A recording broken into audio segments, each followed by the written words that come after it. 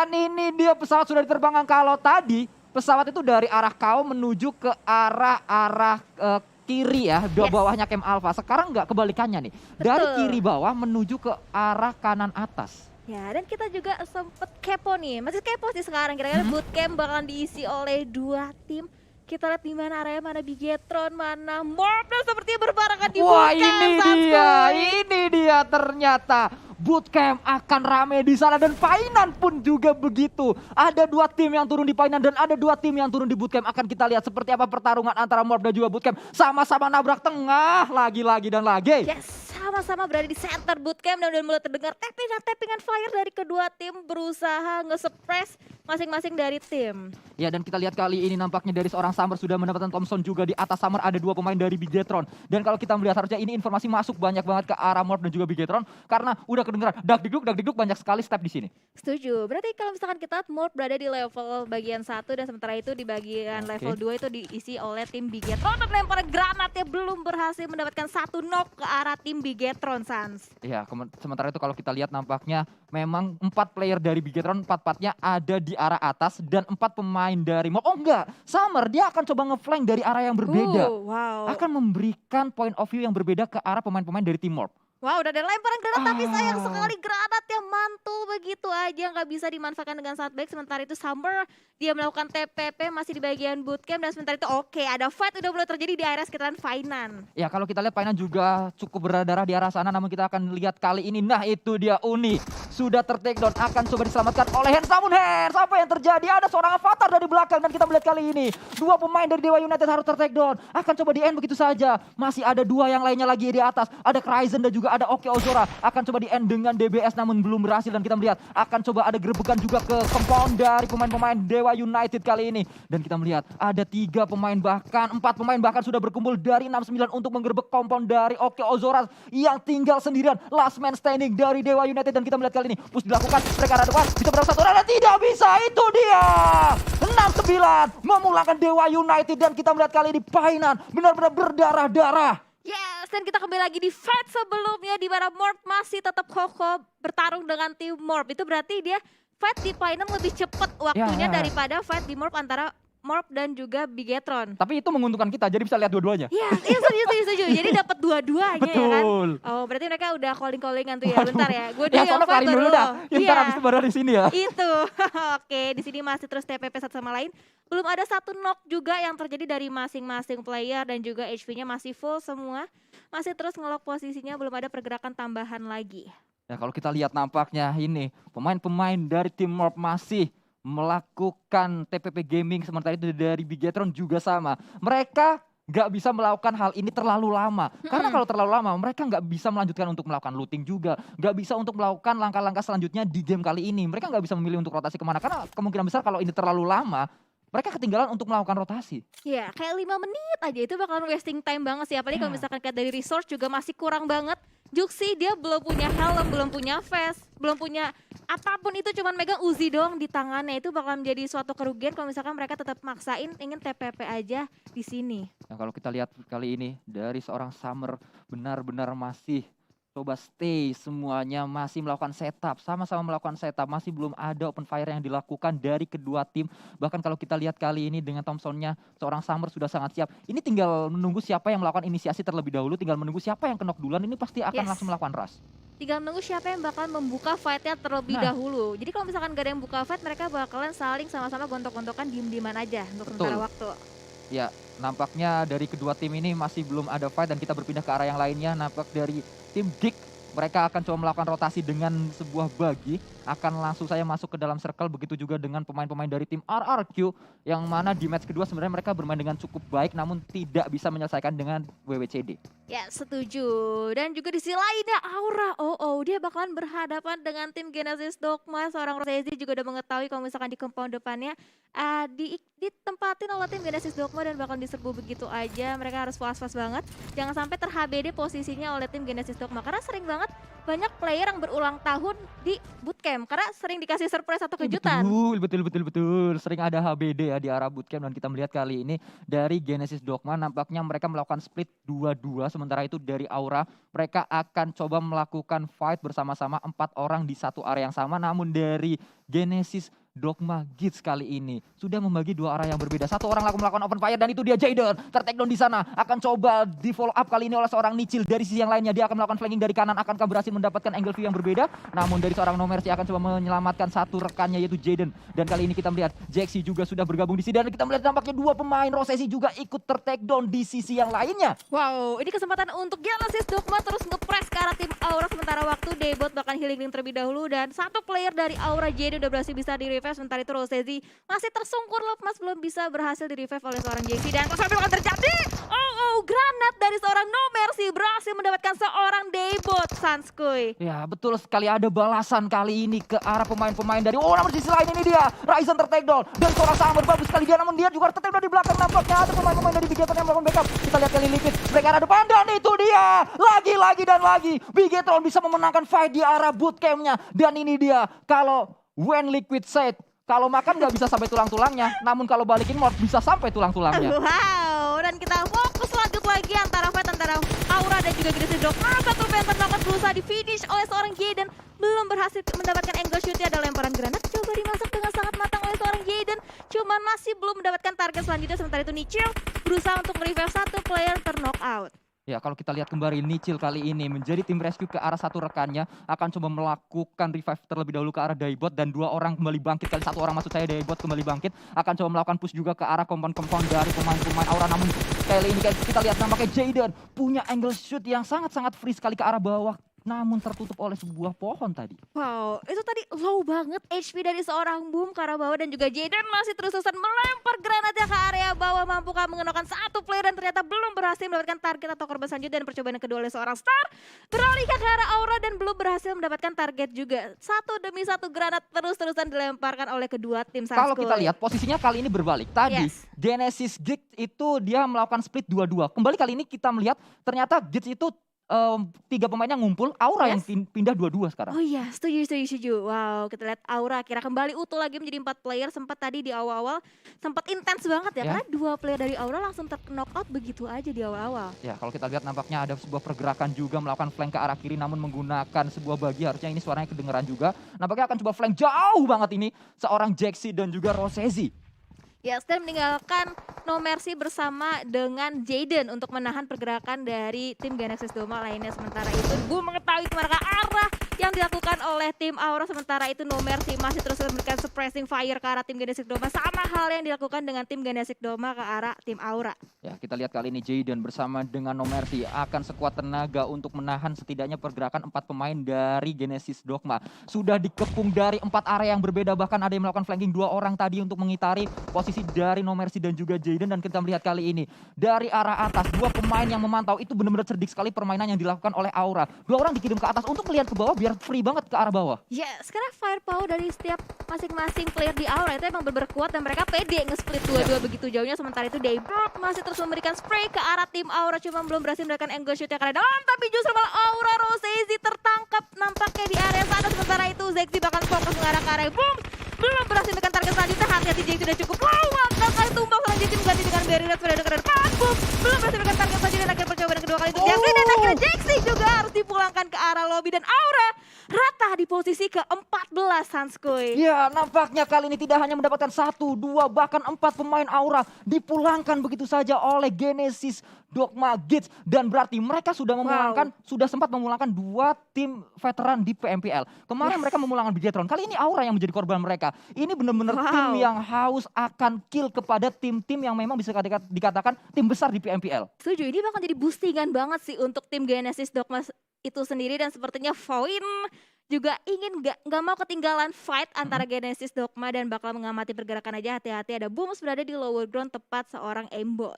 Ya kalau kita lihat kali ini Aimbot akan coba melakukan proning saja, mencari informasi ke arah pemain-pemain dari Genesis Dogma Kids yang sudah selesai melakukan fight tadi melawan Aura. Akan coba dicari, terdengar sebuah bagi juga, bagi dari Aura yang coba akan diambil oleh Genesis Kids kali ini. Di mana di belakang juga masih ada seorang Asa dari Void kalau kita lihat. Yes, Asa berusaha nge-follow up pergerakan dari seorang aimbot yang berusaha untuk mengamati pergerakan dari Genesis Dogma itu sendiri. Karena kalau misalkan kita dari circle, itu Genesis Dogma tepat berada di ujung circle, sementara Void itu masih nahan di daerah luar circle karena Genesis Dogma masih nahan tempatnya di sini. Ya betul sekali, nampaknya jalur dari Void untuk masuk ke dalam circle-nya tertahan oleh Genesis Dogma sehingga mereka masih memantau terlebih dahulu pergerakan dari pemain-pemain Genesis Dogma. Dari seorang aimbot juga sudah memantau kali ini, melakukan rebahan karena kata orang-orang rebahan adalah kunci kalau kita main di Sanhok. Ya, setuju. Dan kalau misalkan kita lihat dari minimap itu, kalau kita lihat pergerakan dari Bonafide itu masih aman banget, kosong banget di area sekitaran kanan, itu benar-benar kosong banget kanan map.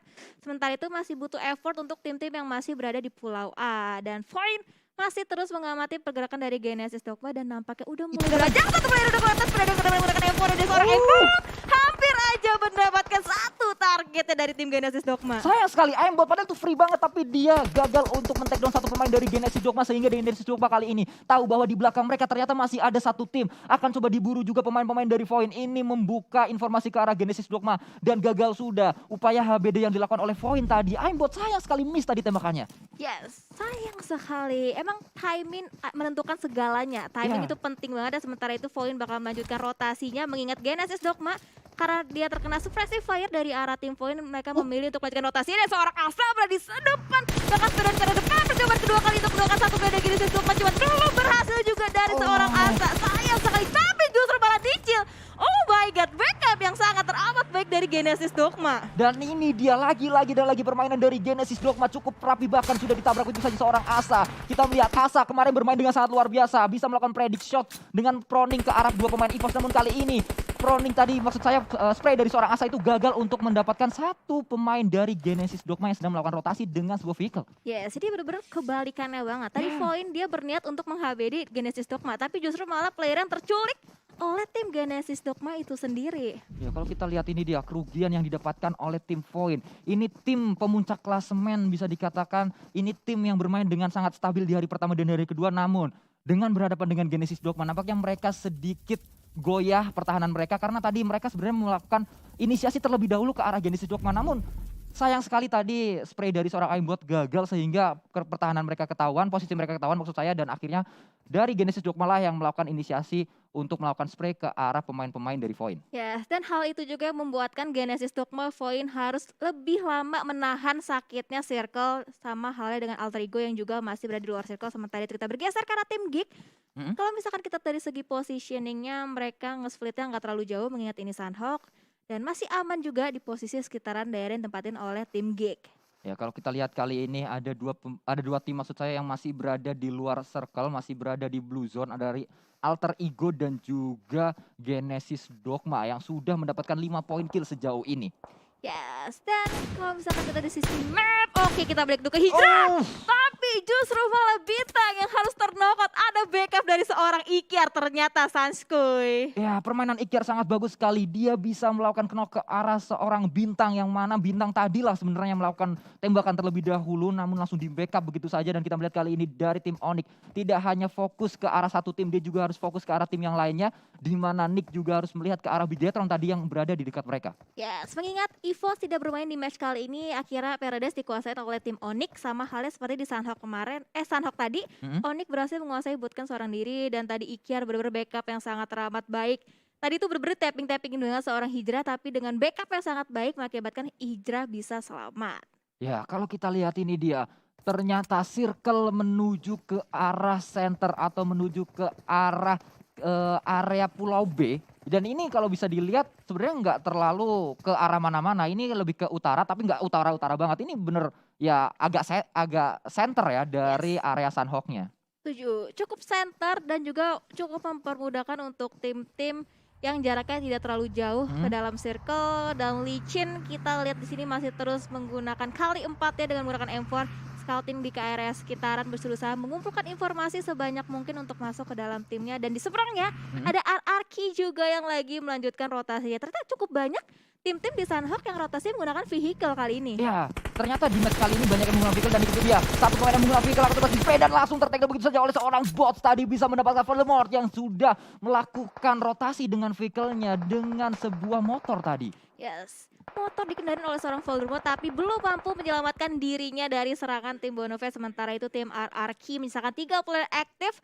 Bonafide dia ada satu buah kompon yang bisa dijadikan hiding spotnya untuk sementara waktu oleh seorang bot. Dan kalau kita melihat kali ini satu main yang terkena knockdown akan coba di end begitu saja, namun mantul itu bomnya, hati-hati bots. Dia akan coba masuk ke arah komponnya kembali dan meledak. Sudah cukup aman posisinya, namun akan coba dilemparkan kembali. Percobaan pertama gagal, percobaan kedua akankah berhasil, dan itu dia akan coba meledak di sana. Belum meledak, namun belum meledak. Justru dari sisi lain ternyata yang ada notifnya di kill feed. Yes, Genesis Dogma justru satu player pelanggan Karolbi dan akhirnya Voldemort berhasil bisa di-confirm kill oleh seorang bot. Sementara itu misalkan 3 player aktif dari RRQ, Bonafide terus ngelock posisi dari RRQ, nggak mau dikasih lepas pandangannya, sama halnya dengan RRQ bahkan terus komit atau justru lebih memilih untuk melarikan diri saja dari tim Bonafide. Dan kita melihat kali ini Naider dari tim RRQ Ryu akan coba melakukan spek ke arah depan. Sudah setahun posisinya untuk melakukan jump shoot namun belum ketahuan. Namun dari sisi lain ada seorang bot lagi dan lagi langsung di end begitu saja oleh seorang Ucup. Dari belakang ada seorang Nerpeko yang akan coba membantu, namun Nerpeko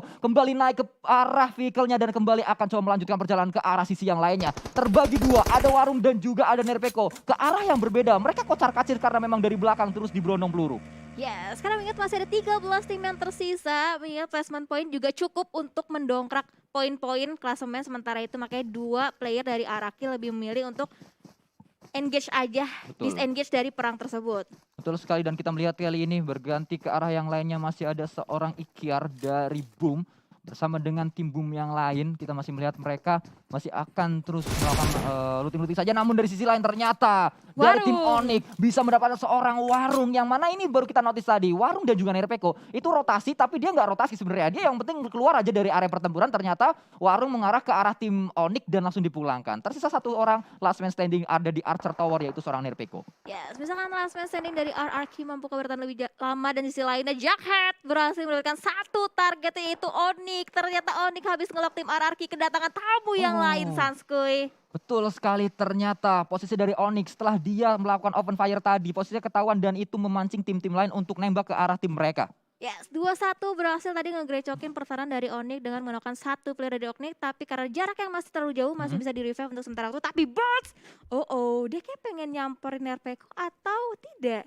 Iya, kayaknya dia sedikit tahu posisi dari Nerpeko, namun belum ada inisiasi juga di sana. Ternyata circle-nya kembali mengarah ke arah bootcamp. Dan kalau kita lihat bootcamp itu tadi ada Bigetron. Bigetronnya udah nggak ada di bootcamp. Yang isi bootcamp sekarang adalah 69 yang bergerak dari Painan.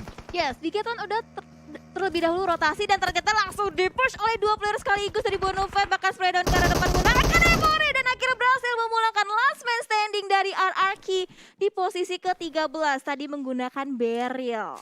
Ya, kita melihat kali ini RRQ lagi-lagi placement mereka tidak terlalu baik di match kali ini dan mereka harus cepat untuk step up biar bisa masuk ke Super Weekend-nya. Kalau kita lihat posisi dari RRQ itu masih berada di lembar kedua. Kalau nggak salah tadi mereka ada di klasemen ke-14 kalau nggak salah. Itu masih sangat-sangat riskan untuk turun ke bawah dari 16. Yes, mengingat hanya 16 tim yang bisa lolos ke Super Weekend dan setiap minggunya ada 4 tim yang tidak berlaga di Super Weekend. Dan di sisi lain kita bergeser dulu antara Fight dengan Geek dan juga 21. Oke, Bubu udah boleh dicicil HP-nya dan ada lemparan granat yang coba dimasak dengan sangat teramat matang oleh seorang Katolisa ke arah depan, tapi justru ada granat juga dan arah menumbangkan Katolisa. Oh my god, granat balasan yang sangat teramat baik. Betul sekali, Cisun tadi melemparkan granat ke arah Kato dan Kato tertakedown begitu saja akan coba dilakukan push ke arah compound dari Kato, namun Bubu melemparkan sebuah smoke untuk melakukan smoke defensif nampaknya di sana untuk menutup spot dari pemain-pemain Geek. Akan kita lihat kali ini coba dipush juga oleh pemain dari 21 mereka arah depan dari seorang Bubu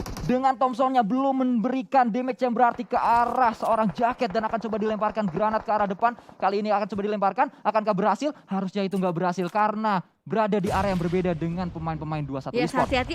Dari angle sebelah kiri dari Bubu udah mulai kelihatan player-player dari tim 21 bisa banget ngebokongin player Geek lainnya. Dan dari Banyu udah semakin dekat, semakin tipis lagi jaraknya dengan tim Geek. Dan akhirnya Geek lebih memilih untuk mundur sejenak dari arah tim 21 karena benar-benar udah intens banget fight-nya dari kedua tim. Dan ada Alter Ego juga di belakang mereka dan boom, berhasil mendapatkan player-player dari tim Bonafide. Itu dia, Bubu juga terkena damage kalau kita lihat dari arah drone-nya. Dan kita melihat nampaknya kali ini Banyu akan coba melakukan proning. Ada Mort, ada Dinosaurus juga. Martin tertakedown oleh seorang Dinosaurus dari tim Geek kali ini. Dan kita melihat nampaknya pertahanan dari Alter Ego sedikit lengah di sana. Dan kita melihat kembali akankah Smith berhasil untuk melakukan backup ke arah teman-teman dari Alter Ego. Badru juga berada di area dekat-dekat dengan Smith untuk melakukan backup nampaknya untuk menyelamatkan seorang Martin. Tapi Martin ada di belakang, dia terkena blue zone juga. Wow, ini benar-benar fight-nya three-way showdown. Benar-benar ada 3 tim yang saling berdekatan satu sama lain. Tapi mereka juga harus fokus sama tim-tim lainnya yang udah masuk lebih jauh ke dalam circle. Dan sementara itu ada lemparan granat juga yang coba dimasak dengan sangat matang oleh seorang Git.